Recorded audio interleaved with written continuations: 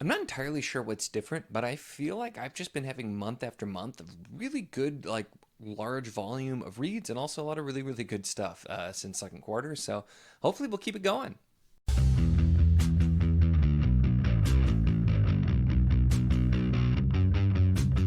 Hello and welcome to my channel. In this video, we're going to be talking about everything that I read in the month of July, which ended up being a pretty busy month with a lot of stuff in. And I don't know, the only thing I can think of is I've been mixing in some like shorter stuff here and there to just help it with kind of just feeling like I'm getting some small things done because I've been doing some other big books. But volume's been good, and overall, while not everything's worked, I've had some good stuff. But let's talk about it. So the first thing for July, because I was following up The Warrior Prophet and I knew I needed something that was really going to be able to stand on its own, I did a Brightness long ago, which was fantastic. I know that's not really much of a surprise. Guy Gabriel K, who's excellent. This, though, immediately shot up to probably my number two behind Lions of Albasan. I absolutely loved this. It just was so fantastic. And just the way it explored everything. Kay is just a master of doing it. This, though, is just exploring the idea. It's kind of centering around somebody who's reminiscing and remembering their life and talking through. There's just some of the quotes, everything with this. I do have a full review if you want to know more, but just really, really fantastic book. And yeah, I'm so glad I finally got to that one because, like I said, immediately jumped up, I think, to number two overall, which is such a competitive list with K, to be honest, too. So, yeah, I was very, very excited with that. And then next up, which was one of those kind of random short things, I did Rose House by Arcady Martin. And this was just one I didn't really know anything about, but picked it up just because my library happened to have it. And I go to the library a lot with my daughter, so I'm always on the lookout for either things that are interesting or some short things to just kind of throw in.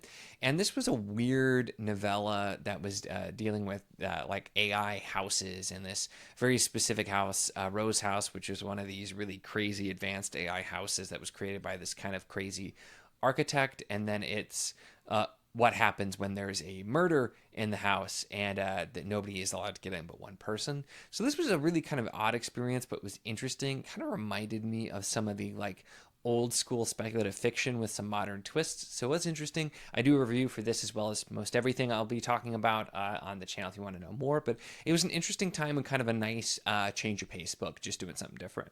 And then, since I can actually talk about them now, I did the third of my secret reads for that secret video, which was a lot of fun, which was Green Rider by Kristen Britton, which I was pleasantly surprised with. This is one I've been kind of nervous to try just because I'd heard it's a little bit more young reading, but this was just a lot of fun. It very much was kind of adventure fantasy with the character traveling on a quest, had a lot of obvious like Hobbit, Lord of the Rings type of inspiration, and then gave me kind of a Valdemar feel with some really big similar things to Valdemar, but was doing way more of these sort of like epic fantasy and like high fantasy elements that I like more than I got from there. So I'm hesitantly optimistic, but I will definitely be continuing. I had a good time with this one, and it's just another one of those series I've meant to get to for forever, so it was a really good time to do so. But it was really exciting, and I know things changed a little bit. I think it's supposed to be more character focused than like adventure quest based, but I'm okay with it too because the characters were interesting, and it set up a lot of interesting stuff in the first book. So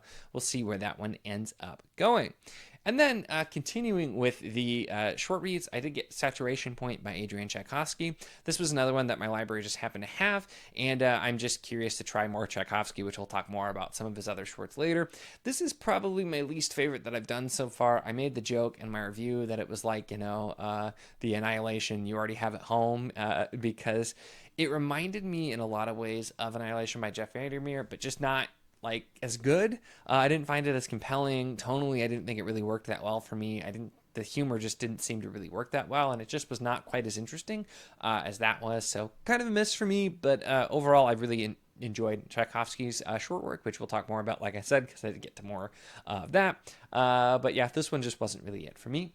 And then the final of my secret books was By Blood, by Salt, by J.L. Autumn, which I had read this one as well. And it's another one that I'd been hearing about. I know this won Spiffbo. I don't pay a ton of attention to those competitions. So I think I didn't realize it won. I knew it was like a finalist or something, but it did win, I believe.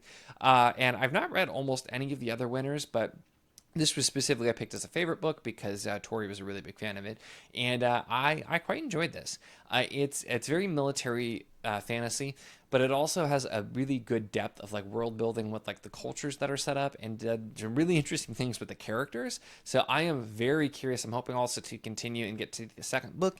This felt like it was really setting up quite a lot, so I'm very interested to see where it goes because by the time we get to the end of this one, there's so much more to come. But this was kind of an interesting draw in, and so I really enjoyed this, and I'm curious.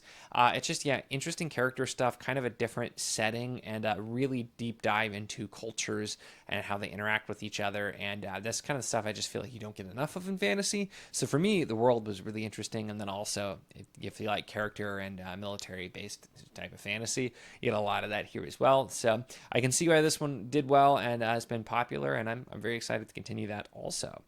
I did have next up, which did not work nearly as well for me, but I was doing The Sun Also Rises by Ernest Hemingway.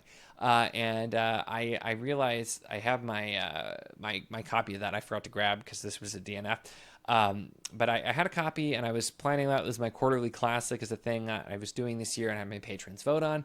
And I just could not be bothered. I was not impressed by this. I do not get the Hemingway love. I also recently read another short story from him called The Killers. And like I looked up a literary analysis of that afterwards and I'm like, this feels like the biggest stretch to me. It just feels like there's not much substance. The dialogue is just very choppy. The descriptions, everything about it, nothing screamed good or quality to me. And I'm sure there are some literary people who are like, oh, this is the most amazing thing and you're wrong. And that's okay. Just not my style. I don't think I will be looking into any more Hemingway. I feel pretty confident that's just not going to be an author for me and a style that works for me, which is okay. But yeah, I did not make it through. I just was not having a good time with that one. Then, though, up next, something that I had a much better time with, which was a reread, but I did The Warded Man by Peter V. Brett. This is the first book in the Demon Cycle, and was the first book I'm doing a kind of a reread slash buddy read type of thing, book a month here with this one. And I had a really great time with this. This is one of those ones where I remember really enjoying this series. I read this a few years before I found out BookTube was a thing and started my channel, and so I was interested to revisit some of those series that I read before, and because my taste has changed a bit, I've also read way more stuff now, and so I kind of wanted to see. And this is one, all of the stuff I remember liking, I still really liked, and I appreciated so much about this, so I'm having a really great time so far. I'm going to be doing the second book this month in August, and I'm having a really good time. I did do an actual spoiler review and kind of discussion of the first book. If you want to check that out and find out more, it's actually for a spoiler discussion. I don't go into as many spoilers because I'm extrapolating so much from just the beginning and talking about, but it's just, lot to talk about there. I had a really good time reading that one. Then up next was the other Tchaikovsky short work I was doing, which is the Terrible Worlds Revolutions collection. So this has ironclads, firewalkers, and ogres in it. And this was a mixed bag for me. I really liked ironclads, was playing around with the idea of like in medieval times you had the knights who could afford the really good armor because they were rich, and so they were relatively safe compared to all of the cannon fodder type of people and the peasants and stuff. And now it's in this like futuristic thing where you have people where they have this sort of like metal mech suit things, and it's the same kind of thing there. So it was a cool exploration there. Firewalkers I didn't like so much. It was following these characters who like are going off into the crazy hot and dry earth to figure out what's going on out there and find more than they bargained for. But ogres was really the gem of this collection. I completely understand that is one that's always been highly recommended, and it was really good. Kind of a wild ride, not at all what I expected, but probably the best use of second person narration that I've read. Granted, I haven't read that many, but usually I don't care for it that much. Here I think it works really well with the way that it's designed, but it's another story just kind of flipping things on its head and exploring the idea of what the ogres really are, and all of these are somewhat revolution themed as well. But yeah, really, really great story, so I enjoyed that one. I did do, again, a review where I talk about all three of these, if you want to know more there. But yeah, ogres is definitely the one I recommend the most highly out of there, although I did like ironclads as well, and firewalkers kind of was all right. It was all right. Then next up, I did, for the first one that I actually read before it came out, The Execution of Richter Flynn, which this is going to be out in September. This is the final book in the trilogy, and I really was excited to get to this. So I bumped it up way sooner than I probably otherwise would have, just because I wanted to finish out the trilogy.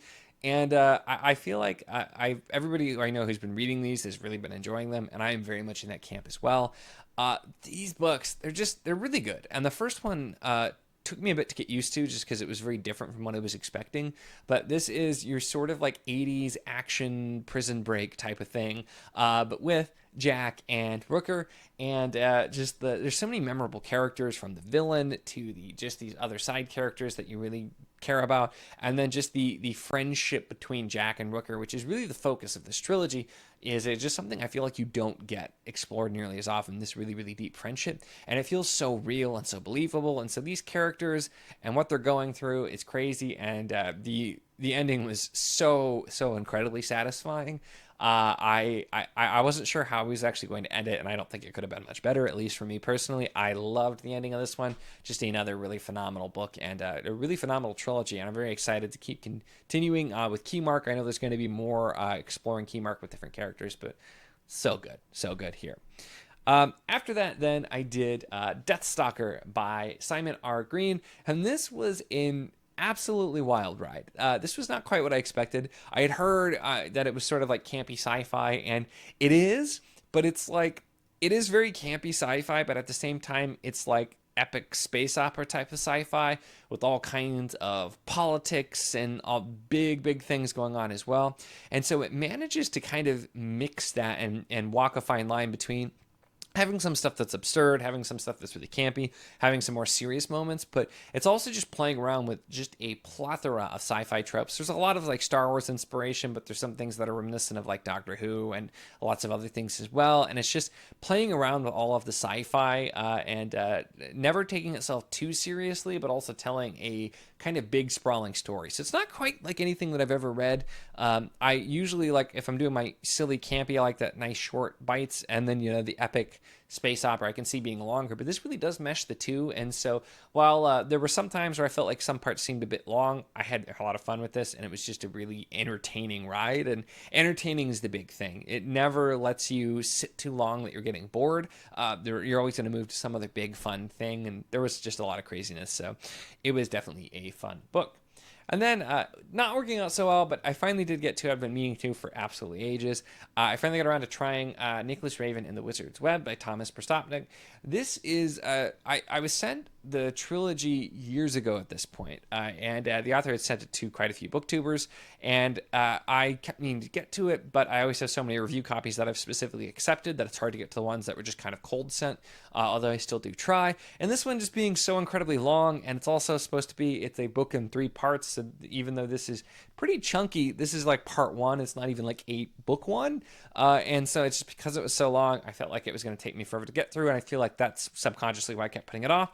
I did try it, and while I think the writing is okay, this just really was that feel of it's doing all very familiar elements, kind of your basic fantasy type of stuff, and it's the type of books that I just don't have a lot of patience for, even if they're really well done. And this just seemed like it was doing a lot of that stuff where it's just kind of things are happening the way they are because that's the way they are and need to happen, and I wasn't feeling a lot of depth. It was just this kind of surface level fantasy, which I know a lot of people enjoy. I'm not saying that in a negative way. There's definitely a place for that, especially if you want something light. I really gravitated more toward the deeper and more complex type of things, and so this just was not going to be for me. So I did end up putting this down and DNFing this one as well.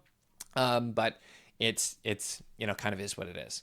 And then I ended up reading a bit sooner than I thought I was going to Magician King, and after that I went straight into Magician's Land, both by Lev Grossman, and this is still remains such a absolutely surprising series for me. I just did not expect to like, let alone love this series, and after the book 2, which book 2 I think is my least favorite, but that's like a strong 4 versus the other 2 I gave 5 to. What he accomplished this year, and I will be doing some sort of series review video and talking about the series overall.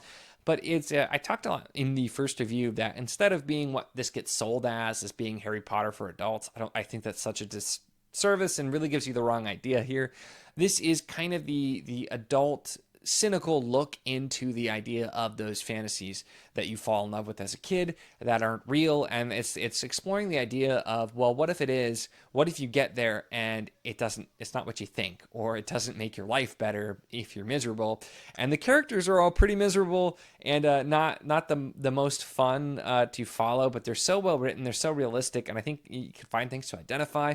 But through this lens, it explores things like, your childhood, letting go of your childhood, explores things like depression and anxiety and addiction, and it just does all of these really heavy themes, but using the idea of this kind of fantastical world as a backdrop that these characters are dealing with. And it's just thematically, it's really, really well done. This is definitely more on like the literary fantasy side, I would say. And I've seen some people act like it's kind of like a knock on regular genre fiction, which I don't get at all. I feel like you couldn't write this without a really big love for fantasy, but it does probably take the certain type of jaded person to an extent. Although book 3, I feel like goes much less to that range. I think kind of drops down if you get there. So I will say, but yeah, I'm going to be talking more about this because I had a phenomenal time with this series. I absolutely loved this series, and that's not anything I expected. I put off reading this for so long because I thought I would hate it. And I'm really glad I did end up picking the first book up last month, or June, I guess, before this, as that was another of the secret ones, because this has just really blown me away, and I had a really, really great time with it. And then finally, which is definitely a carryover because I started this quite late in the month, I meant to do it sooner, The Thousandfold Thought by R. Scott Baker, another series that I put off for so long and that has just really, really been blowing me away. The Warrior Prophet was just a phenomenal book. And I've heard this is the weakest of the first 3 in the trilogy, at least. But already I'm starting, and I'm very, very pulled in. I'm not super far into it. Here's my bookmark here. But I'm kind of splitting time right now. But I like taking my time with these books. The writing is very intentional, and it's very beautiful. A lot of great passages. And Baker also, I was talking about theme with Grossman, but Baker, the way he handles theme is kind of just, it's a very singular way that he writes and he talks. And his prose, his writing thematically, and what he's trying to do is just so incredibly well done. I cannot wait to finish this. I am really eagerly looking forward to The Aspect Emperor, even though I from what I understand, that's going to be up the ante, be better, but also even more challenging. But I am absolutely so sold. So there you go, the 2 series that I put off for a long time because I really wasn't sure if they'd be for me, and that have been amazing. So if nothing else, tells you sometimes just take a chance, try a book, because you might end up finding new favorites, and that has definitely been this way for me. So that is really it for the month of July. Really strong month overall. I had some ups and downs in there, but just some really, really great stuff bookended as well. I'm very excited for August as well. If you saw my August TBR, I have a lot of buddy reads going on and stuff that I'm very excited to get to as well, including another K. I'll still be reading Baker's, so I know things are going to be pretty good no matter what.